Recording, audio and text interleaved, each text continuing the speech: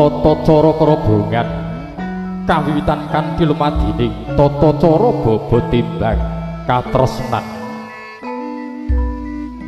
ingkang rama lenggah wonten ing damparing kinastri nuli penganten kekalih kapangku wonten ing kanan lan kiringipun sineksenan dening ingkang Ibu Sutresna ingkang rama badhe hanimbang sepinten to boboti sepira to timbangane penganten sakloron mengku pikajeng bilih Rama saha Ibu ing mangke boten badhe beda-bedakaken katresnanipun dhumateng penganten sakarone boten badhe bansiladan boten wonten putra mantu menapa dene putra pribadi sadaya karengkuh sami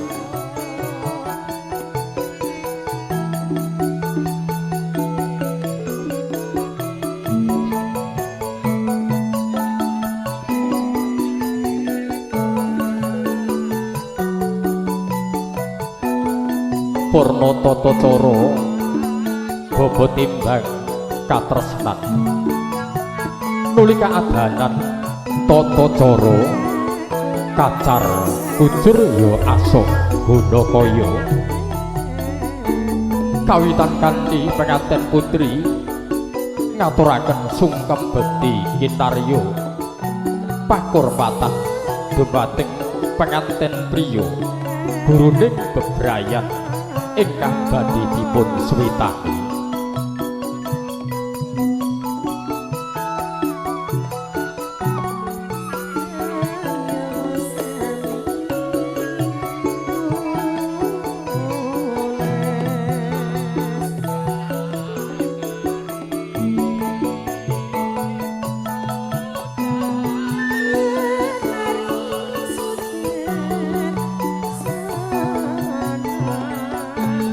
kanthi sineksenan dening para tamu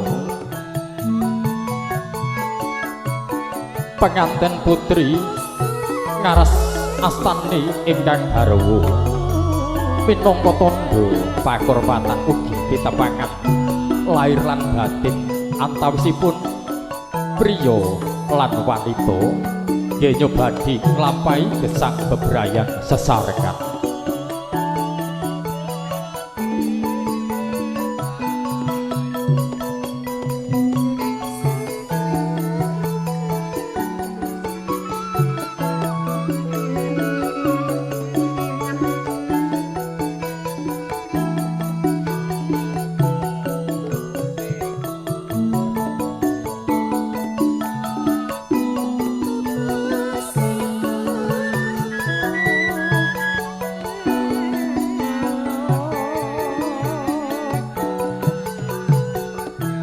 kacar gujur nuli kaadanan sedaya uga rampe kacar gujur sinuntak wonten ing Lasa Gangsa panggah uga rampening kacar gujur dumadi saking beras jeni empon-empon saha arta receh guna kaya kang dipun kepalaken sekedhik boko sekedhik ing mangke badhe kaginakaken kangge hanyekapi kabetahan Bali Wisma pralambang saha pralambita penganten priya jejering guru Bali Wisma badhe nyekapi sedaya kabetahan keluarga semanten ugi penganten putri ing mangke badhe hanampi peparingipun ingkang garwa kanthi suka lilaning wardaya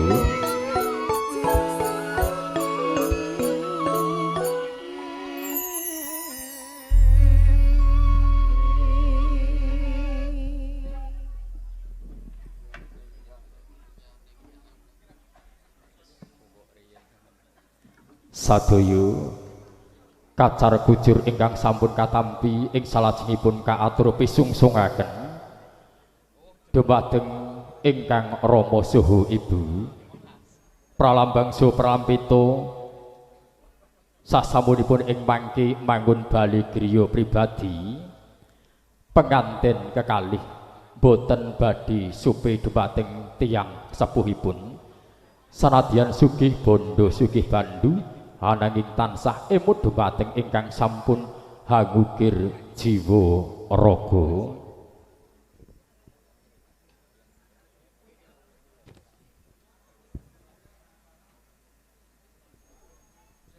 Purna tata cara kacar kujur penganten sekalian nulihang lajengaken ngadani tata cara Kembul Bujana Andrawina. Kembul Bujana Andrawina ya dahar sekul penganten nggenira penganten sarimbit sami dahar sesarengan sami dulang dinulang mengku pralambang saha pralampita bilih manis pait lan getiring gesang bebrayan ing mangke badhe dipun raosaken ugi badhe dipun lampahi sesarengan mugi tansah hantuk mat sinamadan daya dinayan sabaya lopo sabaya mulya sabaya mukti sabaya pati nuli lumadining tata cara Kembul Bujana Andrawina ing mangke kalajengaken hangunjuk toya wening toya anegesi banyu minangka pralambang sesuci saha panguripan wondene wening wis hangarani mugi risang pinahargya penganten kekalih hangge ngrakit sekaring katresnan jroning bebrayan tansah pinaringan penggalih ingkang wening wening atine wening pikire saha wening tindak tanduke ya mangkono pangrucitaning wardaya kang kawiyos wijiling lesan. Para tamu kakung saputri ingkang bagya mulya sapurnaning tata cara kerobongan jangkep Nut Gagrag Surakarta hadining rat pamangkugati ugi kadang pisan sutresna sampun lenggah satata hangampingi ingkang putra putri kinasih ingkang saweg kawin suda eling-eling risang pinahargya penganten sarimbit jejering para putra ingkang boten supe marang Purwoduksina tansah emut dumateng ingkang sampun hangukir jiwa raga ugi kang wis nglampahi tapa brata kinandhut dening sang ibu Nawa Candra Dasa-ari kekalih nyobadi ngaturaken pangabekti sumungkem ing ngarsaning Rama saha ibu wondene murih boten tumpang suhangge mangarcana lumadining tata cara sungkeman ya pangabekten badhe kapratitisaken dening ibu juru sembogo saking Rai Make Up wondene ingkang kepareng hang lolos duwungipun penganten priya hanenggih Bapa Samijo pramila katur dumateng Bapa Samijo sumangga daya hamrebeki lenggahipun penganten jalu hang lolos wangkinganipun Gya hanjengku mangestu padha sumangkem ing ngarsaning Rama saha Ibu hangabekti orisang pinahargya penganten sarimbit sinaratan pamuji wonten ngarsanipun Gusti Allah ingkang hangratoni dinaning agama yekti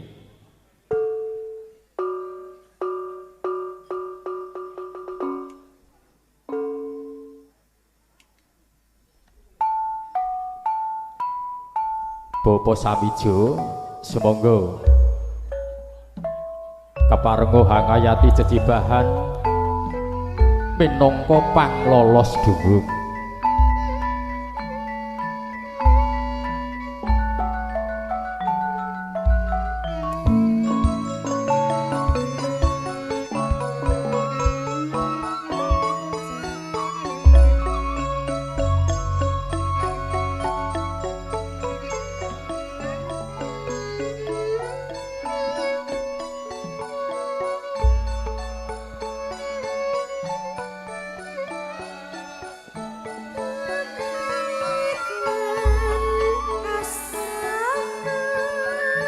Ora didem premanem datan ana sabawani walang salisik bebasan gegodhongan datan obah samirana tan lumampah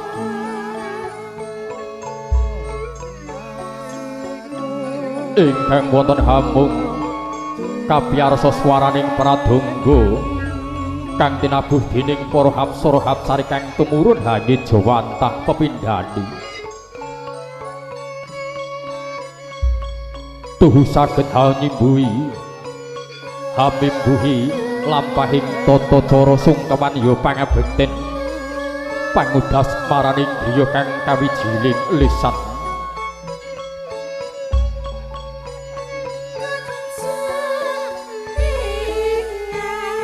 kula nuwun Kanjeng Rama duh Kanjeng Ibu kula ingkang putra ngaturaken pangabekti mugi katur wonten sak handhap patu patuko Rama Ibu ngaturaken pangabekti kula Kanjeng Rama pangabekti kula katur Kanjeng Ibu oh iya ya Nger wis dak tampa pangabektimu ora liwat ya mung pangestune Rama Ibuku genti tampanana ya kula inggih Kanjeng Rama kula cadhong asta kekalih pundi wonten mustaka hamung donga pangestu paduka ingkang kula suwun donga pamuji paduka ingkang kula anti Kanjeng Rama Kanjeng Ibu jejimat kula nyuwun tambahin donga pangestu Kanjeng Rama nyuwun tambahin donga pangestu Kanjeng Ibu Rama Ibu kula ingkang putra ngono kebak ing kaluputan miwah kadosan ngantos tiring saged atur pisungsung casti walase kadarman paduka parikedah nglampahi gesanging bebrayan agung Rama Ibu menggah dosa menapa ingkang badhe pun putra sandang inggih Kanjeng Rama Kanjeng Ibu menggah dosa menapa ingkang badhe pun putra sandang wiwit alit paduka kekalih sampun sami kula wentah dhateng kula paduka kekalih ingkang sampun ngukir jiwa raga kula lantaran paduka kekalih kula saged gesang wonten ing alam donya menika Kanjeng Rama Ibu oi singir ora sah dadak padha nangis sesenggukan ora ana luputmu ora ana dosamu awit nggir wis dadi kewajibane wong tuwa hanggula wentah marang anak-anakku kabeh lan ora duwe pangarep-arep apa-apa ya kula sanadyan kepiye wae wong atuwamu uga nglenggono sasuwene iki ora bisa paring apa-apa bisane ya mung ndedonga lan nitip weling ya nggir anakku bocah ayu lan anakku bocah bagus bocah jantara sigit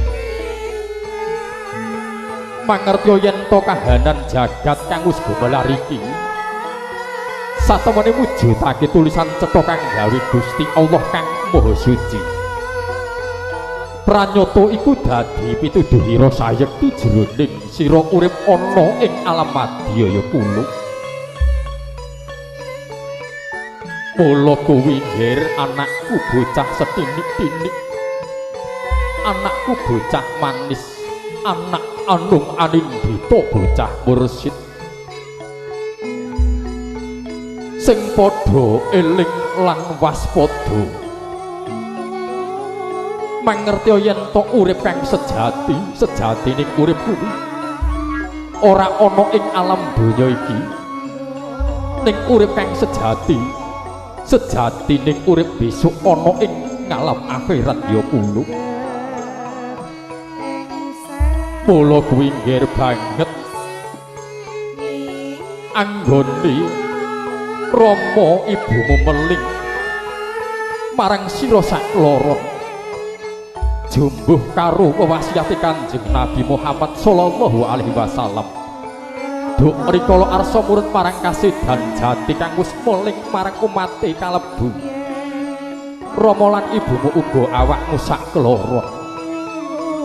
Taraktu fikum amroini lan tadilu mata masaktum bihima Kitab Allah wa sunatan nabiyyi rawahul Malik Gereng anakku gegemen kanthi kenceng rong perkara ya kuwi Quran lan sunah Kanjeng Nabi lan padha gatekno wewarah piwulange para ulama agama lamun sira bisa gegebengan marang kuwi kabeh ora-ora li anggonmu tumapak urip ana ing alam jana loka tumeka ing dalahan bakal keblithuk bakal nemoni kacilakan ya kulo ora keri Rama ibumu uga meling besok yen wis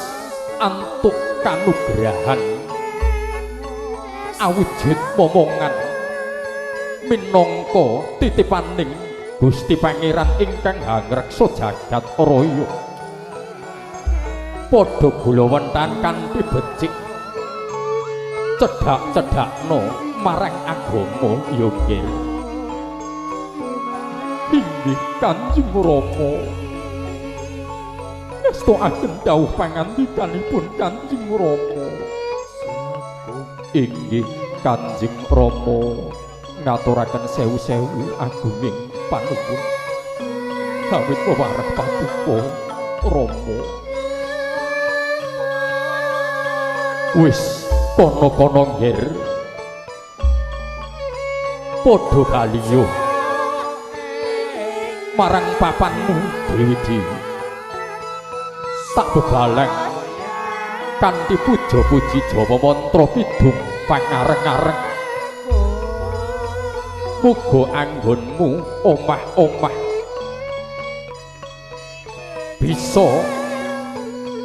pinaringan berkah lan barokah ing Gusti ingkang Maha Miwerat sakabeh pangangkah jroning omah-omah bisa nemoni kabagyan nemoni keluarga kang sakinah mawaddah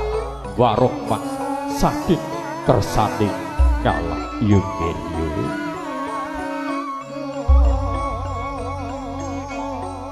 jinurung donga pamuji miwah pangestu saking Rama ibu kekalih mugi handayanono genyori sang pinahargya penganten kekalih ingkang ngarsa nglekasi sedya ngerakit sekaring katresnan jroning bebrayan mugi tansah manggih karaharjan kamulyan kawidagan donya tumeka ing dalahan hanjayeng bawana saklamiya kanthi sesanti sura dira jayane ngerap lebur dening pangastuti rahayu rahayu rahayu sabu dumadi lah menika to kala wau ngenya arisang pinahargya penganten sarimbit ngaras padha wonten ngarsanipun tiyang sepuh kekalih nedya kalenggahaken wangsul wonten ing sasana Panjangka Mulya ya sasana Arinenggo nuli kasunaken donga pangestu saking para ingkang sami rawuh Sawusya ing manggi ori sang pinahargya pengantin kalik lenggah jajar sesandingan wonten ing sasana kursi pinajang kanthi pangayam-ayaming wardaya hamung tansah paminto wonten ngarsanipun Gusti ingkang Mahanasa. Mugi sawusya haninggalake alaming remaja hangancik tataraning alam kadiwasan tumapak gesang wonten ing alam madya kang linantaran hanambucik sutresna sucilaning akrama tansah kinalisaken ing panggoda pangrencana ingkang wonten hamung tansah manggi gesang ingkang sarwi kaleresan. Barakallahu laka wa baraka alaika wa jama'a bainakum fi khair. Mugi Allah paring berkah dumateng kekalihipun wonten ing kahanan susah menapa dene bungah ingkang sarta ngempalaken saha nyawijiaken kekalihipun wonten ing dalem kesaenan.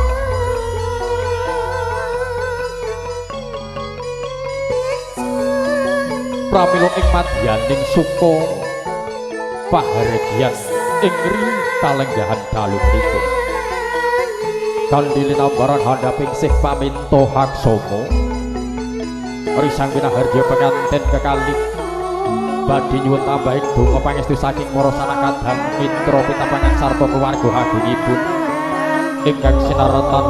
gambar pinaka foto pinilih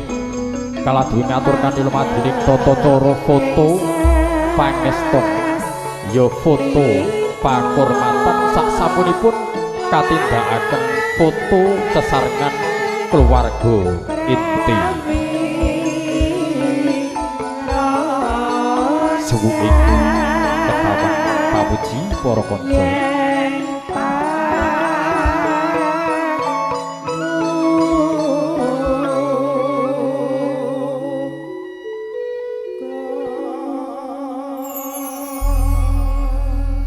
Nggih sampun kapendhet gambaripun kalian keluarga inti ing mangkin uli kalajengaken saking keluarga agung kadang pisan sutresna menapa dene pangombyong kapiji ingkang sinepuhan dening ingkang winengku ing pakurmatan Bapak Purnawirawan Surati. Mugi kepareng hamratitisaken keluarga agung nggih nyobadi paring donga pangestu dumateng pengantin sekalian kanthi sarana nindakaken foto kinarya tondo emut nulis sumusul saking keluarga agungipun pamanggogati mitra kanca miwah sadaya paraga hamung tamu kanthi gilir gumanti sasana wanci prayogi kasumanggaaken para tamu sinedahan putri kakung ingkang winengku ing suka rahayu kagem hangregengaken lampahing tata cara inggih kripik gedang kripik tela sithik idang waton rata andum rasa ugi andum wanci kalian para kadang sutresna pametri kabudayan Jawi putra Pandhawa campur sari ingkang hanyang kuyung gelaring tata cara pahargyan panggih kang kaadanan dening keluarga agung Bapak Ibu Sarjito pramila